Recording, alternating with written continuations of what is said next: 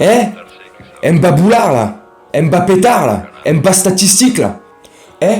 Quand au sein de ton propre effectif, tu as Monsieur Beluga et Monsieur Petrosian, tu fermes ta gueule. Quand t'as 2 distributeurs de caviar, quand t'as 2 livreurs de caviar sur un plateau en or, 18 carats, bah tu fermes ta gueule et t'acceptes de jouer pivot, bordel. Hein? Comme je viens de te dire, Petrosian et Beluga, les mecs, toute la journée, tous les jours, toute l'année, encore plus depuis le début de cette nouvelle saison, depuis que les deux se sont remis au diapason, ont remis les burnes au centre du village, tu vois.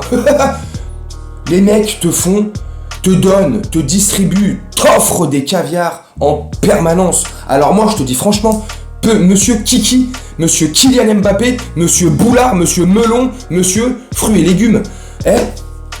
Quand tu as 2 mecs, 2 monstres comme ça autour de toi, tu fermes ta gueule et t'acceptes de jouer pivot. Dans ces conditions-là, mais qui n'accepterait pas de, entre guillemets, jouer le pivot? Mais t'as pété ta tête. Et puis si t'es pas content, tu veux jouer un sport individuel, tu veux faire que tes statistiques, que tes trucs personnels individuels là, tu vas jouer au tennis, tu vas jouer au golf, tu vas jouer au cricket, tu fais du vélo, tu fais un sport solitaire. Et là, tu pourras faire tes stats que pour ta gueule, t'as vu? Mais bref, je trouve ça un manque de respect vis-à-vis de Neymar. Et tu m'étonnes que Neymar, après la victoire du Brésil 3-0 face au Ghana, devant la presse, dans le...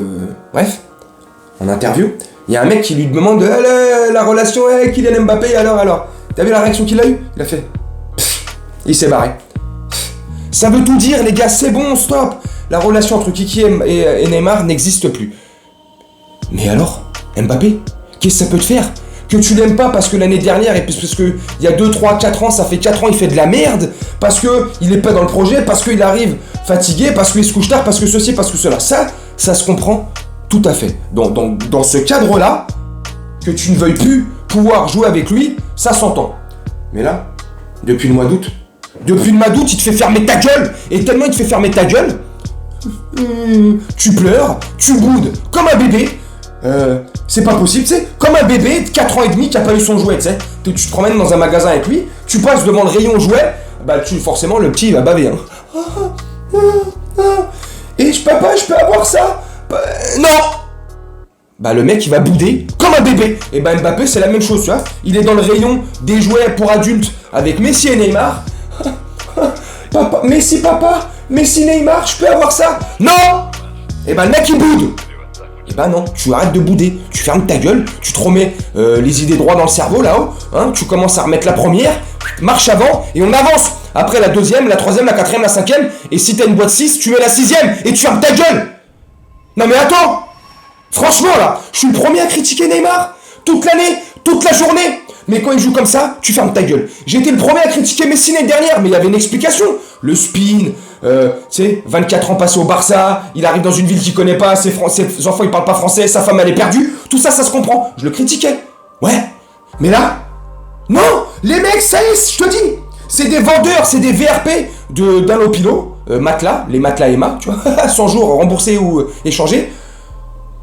Les mecs t'offrent des matelas, te distribuent du caviar, du saumon, du homard. Les mecs, depuis le mois d'août, te fait manger au Georges V, au Ritz et au Carlton. Et toi, en interview, qui a rien à voir avec le PSG, tu sais, t'es avec le maillot de l'équipe de France, trou du cul. Toi, sur une question qui a rien à voir, une fois de plus, avec le PSG, non, toi, faut que tu tacles.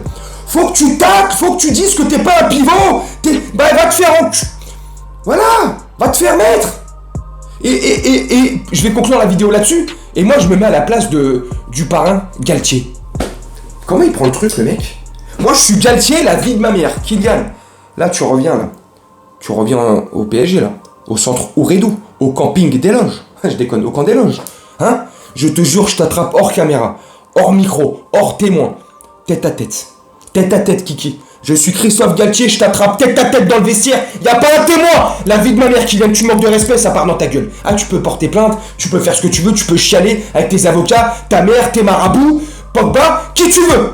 Je t'attrape ta bouche, je t'éclate ta bouche. Je te mets 3 allers-retours dans ta bouche juste pour m'avoir manqué de respect en interview. Ça veut dire que moi, Christophe Galtier, Je t'utilise comme un pivot. Moi, Christophe Galtier, j'essaye de te mettre dans les meilleures dispositions pour que tu puisses t'épanouir et évoluer du mieux que tu peux avec un duo magique, Neymar et Messi, et tu oses dire, ouais, je suis mal utilisé en PSG, je suis pas un pivot.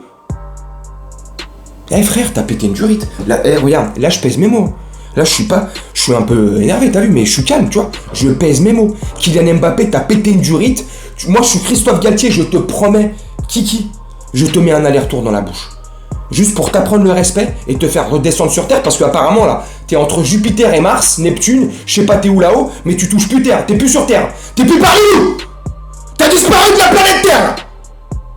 Bref, je vais arrêter de m'énerver parce que je vais casser mon téléphone, tu vois, je vais faire... Bref, tout ça pour vous dire que quand je précise, je pèse mes mots, quand cette saison, depuis le début de saison, depuis le mois d'août, quand tu as 2 distributeurs, 2 vendeurs de caviar chez Beluga et Petrosian, tu fermes ta gueule, tu acceptes, tu prends leur caviar qui te distribue sur un plateau et tu marques tes putains de buts de merde et tu fermes ta gueule. Le jour où ils commenceront à ne plus être performants, où ils recommencent à retrouver ces travers de la saison dernière, Neymar, ou des saisons passées, là tu pourras commencer à ouvrir ta gueule, à bouder ou à faire le bébé.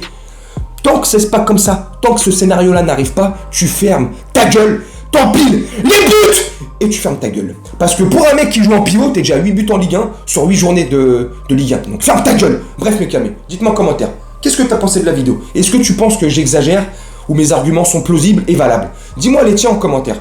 N'hésite pas à me contredire si tu n'es pas du tout d'accord avec ce que je dis, dans le respect, la bonne humeur, et j'hésiterai pas à te répondre. Et je vais terminer là-dessus. Si tu es toujours pas abonné à la chaîne, je t'invite à le faire, à partager et à liker. C'est très important pour le référencement. T'as vu le classement, le positionnement, YouTube Game, c'est difficile. Bref, mais surtout, si la chaîne te plaît, bien sûr, si le contenu, la chaîne te plaît pas, ne t'abonne pas. Je veux pas te désabonner comme ça, juste histoire de dire j'ai un abonné. Bref, mes camés, mes blattes, je vais vous laisser là-dessus. Je vais vous souhaiter une très bonne journée, une très bonne soirée ou une très bonne nuit selon quand tu regarderas cette vidéo. Et je te dis à très bientôt. Salut mes camés, salut mes blattes.